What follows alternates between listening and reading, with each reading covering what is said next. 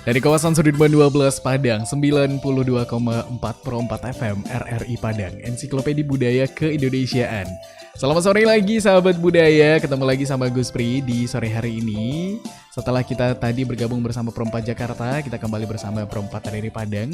Sampai jam 6 sore nanti, kita akan ada obrolan seru bersama salah satu musisi Minang yang udah go nasional.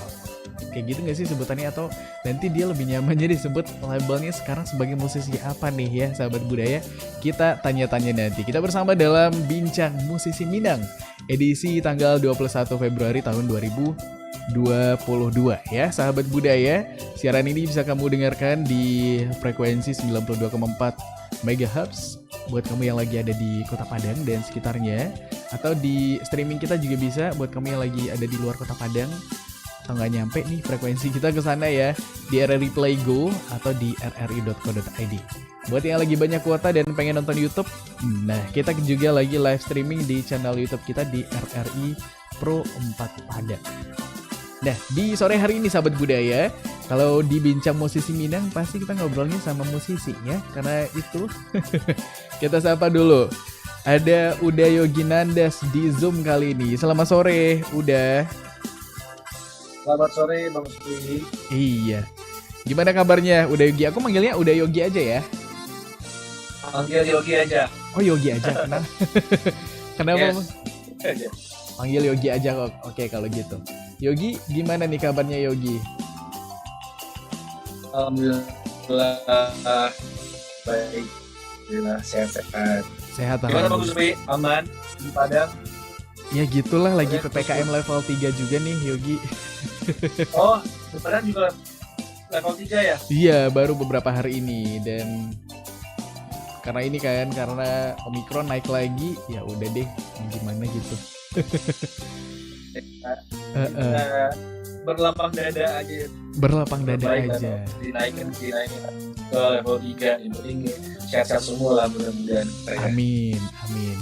Yogi sekarang lagi di mana nih? Di Jakarta. Oh di Jakarta ya. Di Jakarta. Jakarta PPKM-nya udah turun level atau masih level 3 juga? Sudah naik kan, gara-gara kemarin juga naik banget yang Omikron di Iya Jakarta. sih. Jadinya ya Iya sih. naik Jakarta. Masa Padang aja naik, nggak mungkin Jakarta. Oh iya betul ya, masa Jakarta udah turun ya. Tapi mudah-mudahan di sana aman semua juga ya Yogi ya. Aman, kemarin tadi baru sembuh, justru kemarin super positif justru. Cuman ada sekitar 10 hari positif, kemudian ini udah negatif. Oh, udah negatif ya, udah negatif. Dan Ini positif yang keberapa kemarin, kan ada juga kan yang positif sampai 2 kali gitu. enggak lah, baru pertama alhamdulillah dari selama percoronaan ini. Baru itu dia Omikron, maksudnya masih bersyukur lah. Kan nanya di kan bersyukur juga sih, masih mending lah gitu. Di Omikron, kalau di Delta kan makin susah pasti. Iya sih, betul sih. Walaupun ini ya terserang virus, tapi masih ada yang bisa disyukurin dari situ ya Yogi ya. Kendanya justru alhamdulillahnya di Omikron. Mending dari tempatnya di mendingan lah gitu. Mendingan, ya betul. Iya sih ya. Dan apalagi kan kalau dari Yogi sendiri yang emang aktivitasnya kemana-mana gitu kan, rentan banget untuk dan resikonya gede gitu kan ya biar terserang virus itu kan. Ya kan ya. Cuman kita nggak mungkin diam di rumah juga kan Bang. Ya udahlah. Iya sih betul. Oh berarti sekarang udah menetapnya di Jakarta nih ya Yogi ya. Halo? Ya. Jakarta udah lama sih, dari 2002. 2009 lah kalau nggak salah dari Jakarta. 2009. 2009. Itu udah gempa di Padang belum? Udah kali. Berarti pas gempa masih di sini atau? Masih di sini. Masih di Bukit Tinggi. Oh, masih di Bukit Tinggi ya, nggak di Padang. Oh, berarti kalau Yogi pulang ke Minangkabau ke Bukit Tinggi pulangnya? Oke. Kapan terakhir pulang ke Bukit Tinggi Yogi? Terakhir itu justru ini udah 2 kali lebaran belum pulang ke Bukit Tinggi. Justru pulangnya itu kalau seandainya lagi ada di event-event yang ada di Sumatera Barat mungkin justru pulangnya lebih seringnya pas ada event. Minta extend 3 hari atau 3-5 hari lah di rumah dulu, baru balik lagi ke Jakarta. Terus kalau lebaran itu justru jarang pulang orang tua yang ke Jakarta. Oh iya. Ini ada hubungannya sama pandemi atau emang ada schedule aja nih di hari-hari lebaran? Ada yang ada schedule lebaran yang udah keduluan sign.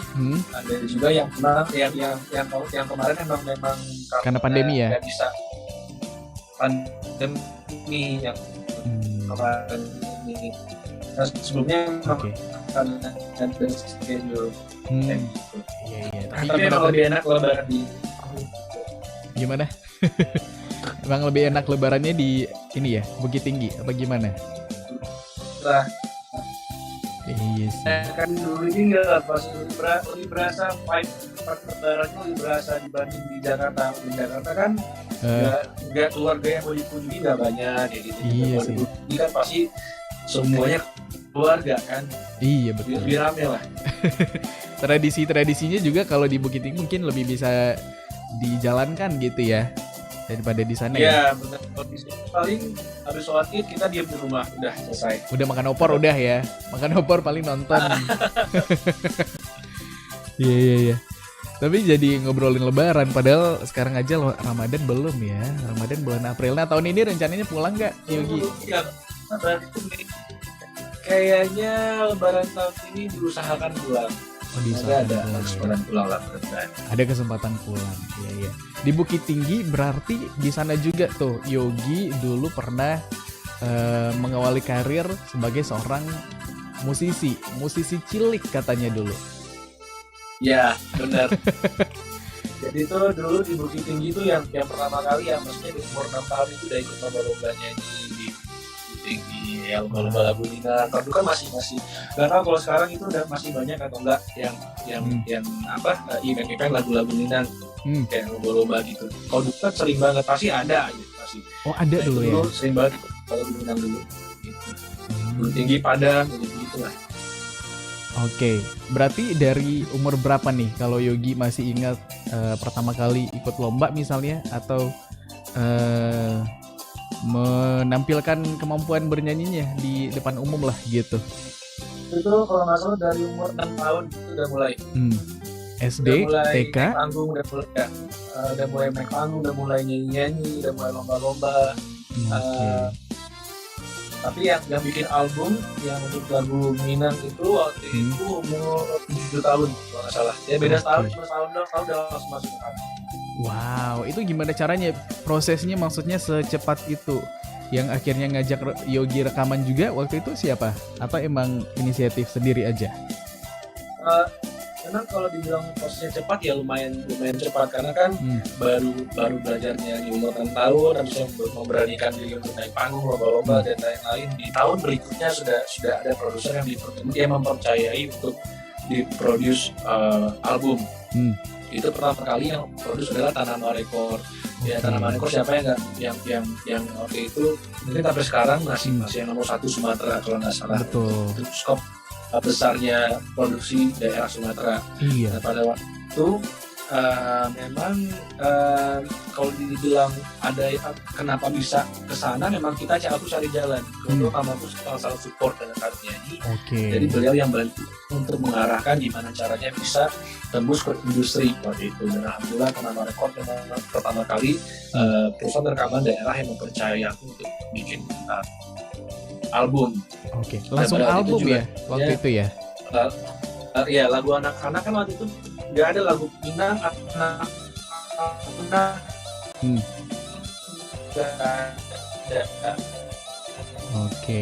Tapi lagu nasional anak-anak ada ya? Iya nggak sih di zaman itu ya? Ya akhirnya dibilang ada. Itu kan agak susah, apalagi orang tahu lagu. Betul. Tapi kalau sekarang jangankan lagu Minang, lagu nasional yang anak-anak aja udah kayaknya langka gitu kita temui ya. Ya nggak sih? Ini jaringan. Ya, betul. Anak-anak lagu orang dewasa itu. Iya. Dan waktu itu emang lagi banyak juga ya yang peminatnya mungkin pasarnya untuk lagu anak-anak, dan Yogi di Minangkabau juga akhirnya di produksi albumnya waktu itu. Apa tuh? Masih ingat nggak judulnya kalau di albumnya waktu itu Yogi yang Minang? Yang Minang pertama kali itu Tinggallah Kampung ciptaan Syarifal Yusuf. Jadi memang sebenarnya pertama yang ikut andil untuk yang mengarahkan aku ke industri musik di Sumatera Barat itu juga sebenarnya beliau juga salah satu legend lah. Beliau kan siapa orang-orang pecinta lagu Minang yang nggak tahu beliau gitu. Beliau yang pertama kali mengarahkan ke tekanan ekspor. Jadinya ya dia sampai sekarang alhamdulillah dari situ sampai sekarang masih bisa berkarir. Siapa tadi namanya Yogi? Syahrul Tarun Yusuf. Tarun. Opa Tarun, aku manggilnya Opa. Opa Tarun ya, betul.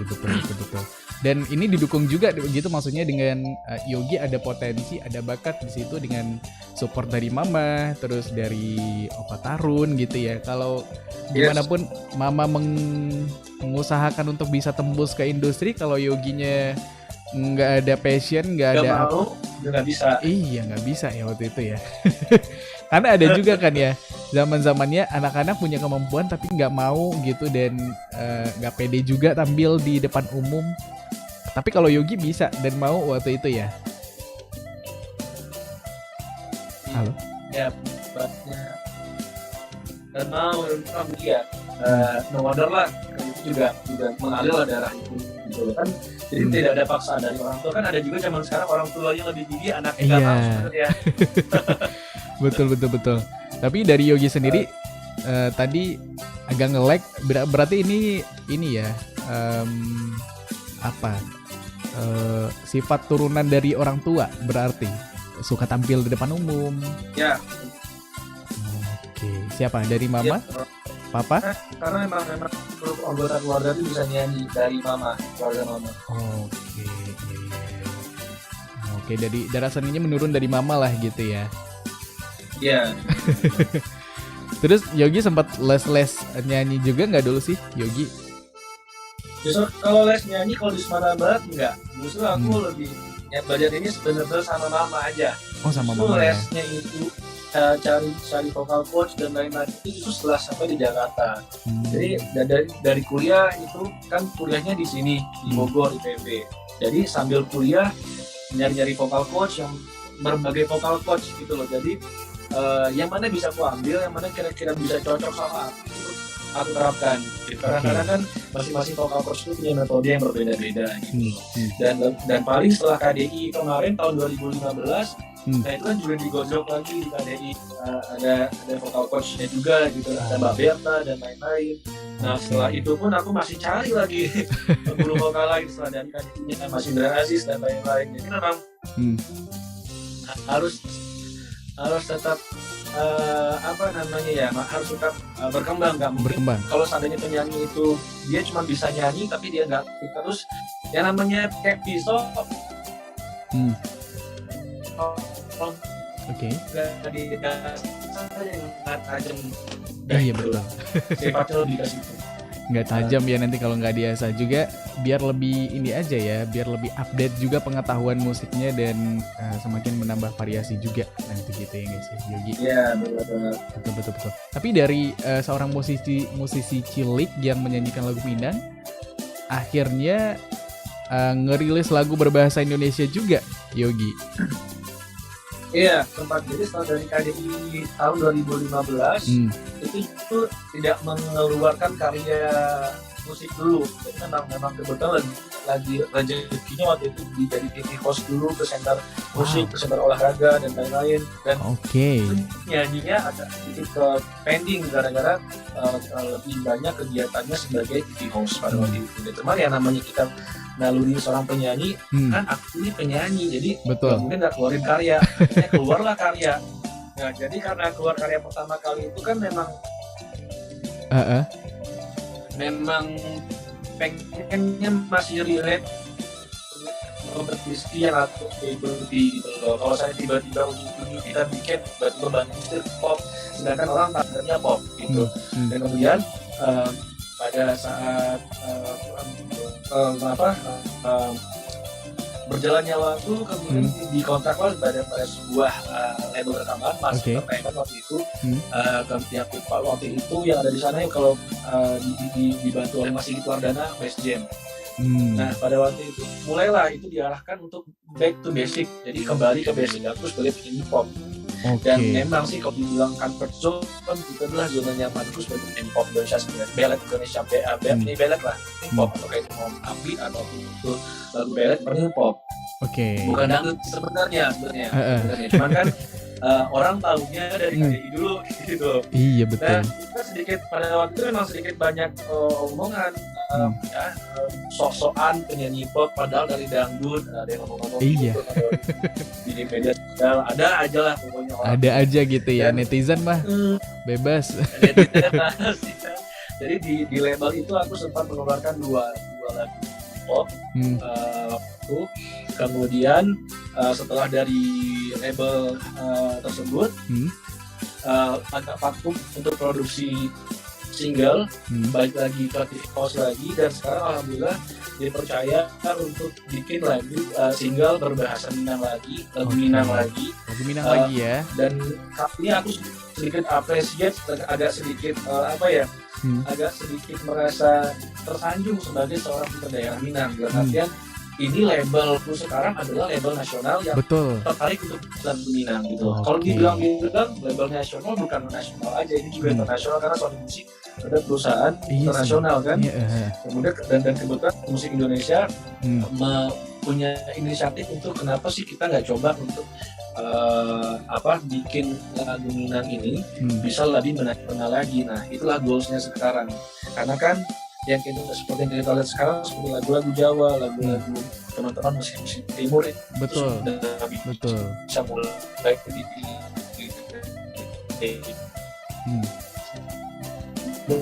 punya posisi bukan orang Ambon, bukan orang Jawa, tapi mereka bisa nikmatin gitu loh. Nah itu pas hal ini menjadi goals yang jadi caranya lagu Minang musik secara nasional kan. Makanya didesak kemarin lagu Tahalang Restu bareng Sony Music kayak gitu.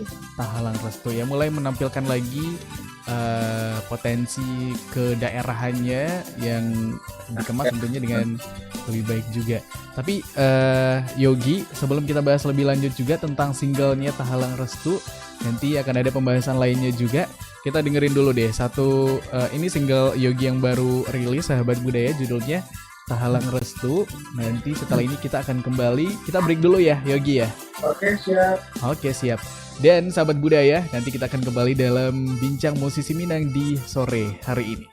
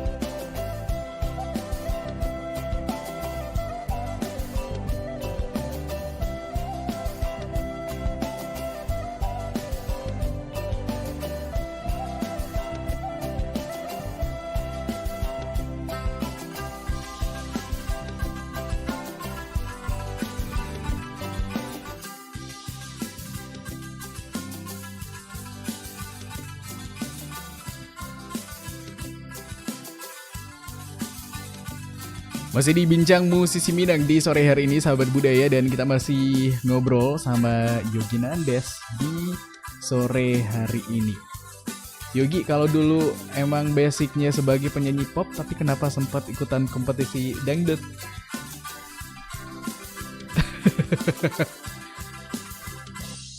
Ya, suaranya Yogi agak hilang nih. Halo? Kemute kali ya? Masih kemute Zoom-nya, Yogi, coba. Cek. Nah, udah. Oke. Jadi itu dulu memang KDI itu bukanlah ajang yang sebenarnya yang apa yang ikutin gitu. Dan artian itu adalah yang bukan genreku sehari-hari yang aku bawain gitu. Bahkan pada saat ikut KDI mungkin kedewasaan bermusisinya itu masih belum matang, dalam artian masih mengkotak-kotakan genre. Menganggap dan itu adalah musik kampung, morak, apalah segala macam, masih ada itu di kepala pada saat ikut kompetisi. Nah, kenapa bisa ikut? Justru karena dorongan kiri kanan gitu loh. Teman-teman, saudara, dan mereka menganggap kamu kan bisa nyanyi Minang, bisa nyanyi lagu Padang, bisa nyanyi Melayu, saya bisa nyanyi lagu dangdut. Yang dianggap lebih dekat ini ya, ke dangdut ya. Kita produksi visual memang dan kemudian ke dangdut itu mungkin mirip gitu loh. Jadi dianggap punya potensi lah untuk ke situ. Dan akhirnya karena dorongan kiri kanan itu masih ada keterpaksaan pengen ikut, tapi coba merubah mindset. Gak apa-apa nih, istilahnya ikut. Berarti coba men-challenge diri sendiri, kira-kira gimana kalau seandainya ikut dengan genre yang di luar dan itu. Ternyata malah jalan itu gampang, dimudahkan. Solo. Padahal ini aku tahu. Stres atau mulus banget pas kompetisi, karena kan namanya kita dari pop tiba-tiba masuk dangdut, itu kayak berasa masuk kandang singa. Artinya semua peserta adalah peserta yang dianggap ini ya, mereka adalah dangdut. Betul. Gitu loh. Sedangkan aku tuh dari tiba-tiba masuk ke event itu dan juga langsung kompetisi pula. Pasti kan stres kan. Mereka ketika dikasih lagu, mereka akan ya udah ini makananku gitu loh. Aku tinggal finishing gitu. Sedangkan aku pas dikasih lagu, ini lagu apa? Gak tahu sama sekali. Belajar dulu. Dan itu kita stripping dari sampai dengan Jumat. Satu episode itu bisa nyanyi 2-3 lagu lah, bayangkan lah. Acara dangdut itu kan biasa sampai jam 1 malam, jam setengah 2 malam. Iya lagi. Sampai karantina setengah 3 pagi, kemudian dikasih lagu pas sampai karantina, besok nggak tahu harus tahu ya gimana caranya biar bisa tetap survive di ajang tersebut gitu. Jadi memang sempat give up, bilang ke pendukung nggak usah dukung lagi lah, udah capek, udah kuat. Tapi lolos sampai lolos ya. Dan alhamdulillah sampai besar. Wow, berarti itu kalau nggak ada keikhlasan untuk menerima genre lain sebagai salah satu genre musik dan hanya memandang musik pop sebagai musiknya Yogi, kayaknya nggak bakal sampai ke tahap itu gitu ya, Yogi ya. Ya. Jadi awal-awal itu memang ada di mana fase waktu itu aku juga banget nyanyi di KDI dalam di event itu aku benar-benar lupa lirik sampai nana nggak baca lirik sama sekali. Saat itu benar-benar momen-momen terjelek, benar-benar down banget, tapi malah SMS-nya masih tinggi. Nah disitulah baru otomatis mindsetnya langsung berubah. Berarti orang-orang masih mempercayakan berharap aku masih bisa di sini gitu loh. Nah sejak itu baru bantu setir, benar-benar kejar ketertinggalan dari teman-teman yang lain. Baru merubah mindset dan cari penyakit apa sih istimewanya dangdut, dan apa sih gimana caranya biar dangdut satu dan akhirnya sampai 4 besar. Wow. Dan positifnya Yogi jadi punya apa ya, variasi genre musik yang bisa dimainkan. Ada pop, ada dangdut, mungkin nanti coba lagu rock, mungkin kita nggak tahu. Ya nggak sih Yogi? Aduh ini zoomnya agak ini tapi ya. jangan salah, ada orang-orang dangdut kan kebanyakan sekarang. Justru ketika dikasih acara fine dining yang dia diminta awal dari pas lagu pop dan lain-lain, di ending acara kita kasih dangdut joget semua justru. Iya. Nah, tapi dia jadi heboh kan. Iya. Pas pop jaim tapi pas dangdut udah nggak hilang jaimnya gitu ya. Nah negatifnya orang jadi negatifnya brandnya jadi ini ya di Yogi nggak sih? Jadi sebagai musisi dangdut nggak dikenali selalu lagi sebagai musisi pop, ya nggak sih Yogi? Sebenarnya lebih kayak ini. Kalau untuk brand itu ya tidak nggak masalah sih, dan artinya sekarang dangdut itu sudah naik kelas. Betul. Sudah banyak dangdut keren, banyak ini dangdut yang musiknya dikemas secara eksklusif. Setuju. Musiknya lebih kompleks lagi di musiknya, dan kemudian justru menghilangkan sisi stigma noraknya itu. Karena bisa dikemas modern juga ya. Ada beberapa oknum yang salah presentasinya dan seperti itu. Dan ya nggak ada yang salah dengan orang tahunya aku penyanyi dangdut ataupun apa ya nggak masalah. Nggak masalah juga. Justru pergolakannya itu memang karena terkadang tuh masih ada ego musisinya, ego senimannya, pengen bikin lagu pop, karena kan tidak bisa kita pungkiri memang zona nyamannya di pop gitu loh. Jadi ada sisi egonya kadang-kadang pengen mengeluarkan produksi pop gitu. Sedangkan sudah kadung pada waktu itu benang merah brandnya adalah dangdut. Ya. Jadi kan kita tak bikin tiba-tiba bikin besok bikin lagi, ini orang sudah musik gitu kan. Iya betul. Nah itu gimana caranya? Untuk di industri kita butuh yang namanya apa? Sayang banget nih sahabat budaya, obrolannya seru tapi zoomnya agak keputus. Ada nge-lag. Iya. Nah itu gimana caranya kalau Yogi pengen mengeluarkan sebuah karya lagu pop misalnya, sementara image musisi dangdutnya masih kental. Gimana caranya bridging, ini aku bentar lagi mau ngeluarin lagu pop nih, bisa diterima apa enggak gitu? Itu nggak bisa langsung sih, nggak bisa langsung blok ke pop tuh nggak. Jadi awal-awal waktu itu syukurnya alhamdulillah waktu pertama kali bikin aku nggak bikin dangdut klasik gitu. Bikinnya justru pop, dut, bahkan aku selipin aksen-aksen R&B di dalam. Kemudian ada komponen lain di situ. Jadi nggak benar-benar. Nah, kemudian langsung bertahap lah musiknya. Kemudian bertahap lagi baru masuk ke pure pop kental.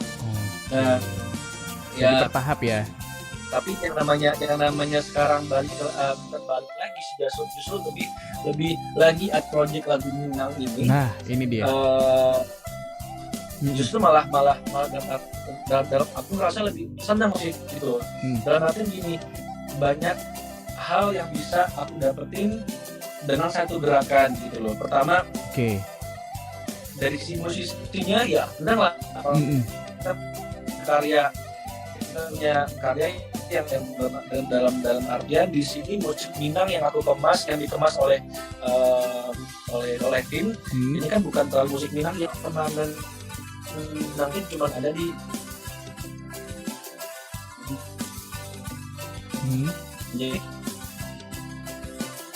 kita pas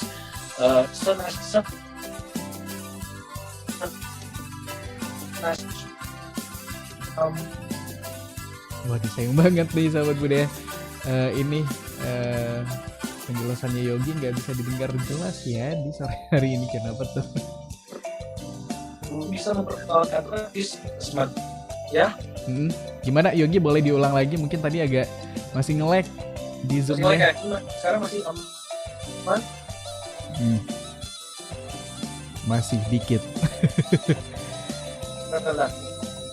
Oke, mungkin Yoginya mau pindah lokasi dulu nih sahabat budaya, karena tadi ceritanya cukup menarik ya, dari proses lagu Tahalang Restu judulnya. Ini single pertama berbahasa Minang setelah puluhan tahun. Berapa ya Yogi waktu itu ya merilis album Minang waktu itu, dan sekarang baru lagi nih sahabat budaya merilis lagu Minang lagi setelah puluhan tahun. Ya oke. Gimana tadi ceritanya Yogi? Jadi kan kemarin kita mengemas lagu ini kan memang dibuat senasional mungkin musiknya kan. Kita memang ada sedikit menyelipkan aksen Minang di jenisnya aja. Cuma selebihnya kita memang mengemas lagu ini senasional mungkin untuk aransemen musiknya. Tujuannya apa? Supaya lagu ini gampang masuk ke orang-orang yang bukan orang Minang. Betul. Tujuannya. Kalau seandainya kita bikin dengan musik pop Minang klasik, seperti kebanyakan produksi-produksi yang kita temukan di Padang, itu otomatis kita masih ragu apa bisa seperti ini akan diterima secara nasional. Makanya mungkin kita mengadaptasi teman-teman di daerah timur dan timur sana. Mereka mengemas se-internasional mungkin, senasional mungkin, hanya berbahasa mereka, bahasa Ambon contohnya. Nah, itu juga sekarang kita lakukan untuk di lagu Minang ini, mencoba menyuntikkan bahasa Minang dulu. Pelan-pelan nanti kalau seandainya sudah positioningnya lagu berbahasa Minang sudah bagus, sudah punya tempat secara nasional, kita bakal coba untuk masukkan unsur-unsur yang lebih kental. Jadi pelan-pelan masuknya. Jadi kita mungkin tiba-tiba kita langsung kasih yang klasik, tapi kita kenalkan secara nasional, ada ragu kan. Betul. Nah gitu sih. Nah jadi itu keuntungannya ya itu kalau di lagu Minang sekarang dengan aransemen yang seperti itu adalah aku banget, dan kemudian berbahasa Minang, bisa memperkenalkan bahasa daerahku sendiri karena secara nasional, jadi ya dapat dua-duanya berarti. Dapat dua-duanya gitu ya. Secara budaya kita sebagai putra daerah dan dari musisi-musisinya juga aku terpenuhi kayak gitu. Oke, secara sound musiknya nih ini Yogi banget, tapi secara bahasa ini juga menggunakan bahasa Minang, dan ini mungkin sama kasusnya ketika lagu-lagu K-pop mungkin yang bahasanya nggak kita mengerti bisa diterima, apalagi ini bahasa Minang yang nggak jauh berbeda dengan bahasa Indonesia, ya harapannya juga bisa diterima gitu ya di nasional gitu ya Yogi ya. Ya prinsipnya kayak gitu memang. Oke. Terus gimana tuh soal Tahalang Restu ini lagu ciptaan Yogi atau gimana proses penciptaan lagunya? Yang menciptakan lagu ini Bang Tengku Cafik. Mungkin kalau pendengar tahu kayak lagu Cinta Diam-Diam, Febian, lagunya Mas Kesihaan, Mendendam, banyak kalau lagu-lagu musisi besar yang dibikin oleh Bang Tengku Cafik, Budika dan lain-lain. Dan kenapa waktu itu aku langsung kepikiran ketika kita meeting, kita enaknya ada kerjasama musisi siapa ya, tanya ke situ kan. Jadi aku langsung kepikiran Bang Tengku Cafik lah, yang paling pas, karena beliau adalah orang Riau, orang Melayu lah, Riau Medan kalau nggak salah. Jadi setidaknya budaya kita tuh udah beda jauh. Terus masih ada influence Kesumateraan yang masih kental di dianya gitu. Jadinya aku ya pilih Bang Tengku Cafik. Dia kan juga salah satu personilnya 3 komposer. Nah, jadi beliau yang menggarap untuk produksi musik, kemudian dan dia juga yang bikin lagu kayak gitu. Oke, siap. Dan sekarang singlenya sendiri udah bisa didengar di mana-mana gitu ya, di platform udah ada ya? Sudah ada di YouTube, sudah ada, kalau pengen nonton video klipnya udah ada di YouTube. Kemudian ya di seluruh media digital platform juga sudah ada, Joox, Spotify dan lain-lain sudah ada. Dan pasti di RRI Pro 4 juga ada. Udah ada, tadi udah kita putar juga ya. Ini musik videonya juga udah ada ya, Yogi ya? Udah ada, bisa ditonton di YouTube juga. Ini ceritanya kalau boleh cerita dikit nih, lagunya tentang apa sih Yogi, Tahalang Restu ini? Dari dulu sebenarnya kita juga udah bisa tangkap Tahalang Restu, berarti kan memang kisah cinta yang nggak direstui orang tua. Dan kenapa kita lebih memilih untuk mengangkat tema ini sebenarnya juga gara-gara masih relate dengan kebanyakan masyarakat. Terutama orang-orang di Sumatera Barat. Bukan pukul rata enggak, tapi ada beberapa betul yang masih menganggap masih menganut hal-hal yang kayak gini nih. Contoh perbedaan budaya dan dihalangan, menganggap budaya kita lebih baik dibanding budaya orang lain. Nah, kalau ada orang Jawa dia begini, Jamal dengan orang Sunda dia begini. yang bagus kalau orang Minang doang gitu. Iya. Kan nggak gitu juga kan sebenarnya. Bahkan di antara suku-suku Minang pun masih ada tuh kadang-kadang tuh. Antar suku aja tuh bisa Caniago sama Sikumbang, jangan orang Sikumbang. Iya. Gini. Sebenarnya kan itu stereotip yang beredar di masyarakat. Sebenarnya kembali lagi ke pribadi orang tersebut kan, gitu loh. Betul. Jadi nggak bisa dipukul rata. Itu masih banyak ada di masyarakat kita. Kemudian sisi ekonomi, status sosial dan lain-lain, pendidikan. Sedangkan orang ini saling mencintai nih, jadi bisa malah nggak bisa bersatu gara-gara hal-hal yang kita anggap belum tentu kejadian juga. Hal-hal buruk kita anggap belum tentu kejadian. Nah justru inilah yang bikin orang-orang pasangan tersebut tidak bisa bersatu kayak gitulah. Makanya kepikiran bikin tema ini karena masih relate aja dengan kehidupan masyarakat kita kayak gitu dong. Oke, harapannya ini bisa didengerin sama orang-orang yang mengalami hubungan asmara seperti itu ataupun sama khalayak umum ya, gitu ya. Ya, sebenarnya bukan orang Minang doang sih, Indonesia juga begitu kayaknya. Betul itu. Terima kasih kalau gitu Yogi udah ngobrol-ngobrol soal singlenya. Ditunggu lagi nanti karya-karya lagu Minang juga nanti next project atau gimana? Coba bakal ada lagu Minang lagi mudah-mudahan. Oke, kita tunggu deh ya. Sementara dengerin aja dulu lagunya Yogi yang judulnya Tak Halang Restu. Dimanapun kamu mau mendengarkan lagunya Yogi Nanda. Selamat sore Yogi, selamat beraktivitas kembali dan terima kasih atas waktunya. Assalamualaikum. Waalaikumsalam. Oke, sahabat budaya, itu dia obrolan kita di sore hari ini di Bincang Musisi Minang. Sampai jumpa lagi di Bincang Musisi Minang edisi berikutnya hari Senin jam 5 sore. Tetap bersama kita di Pro 4 FM RRI Padang, Ensiklopedia Budaya ke Indonesia.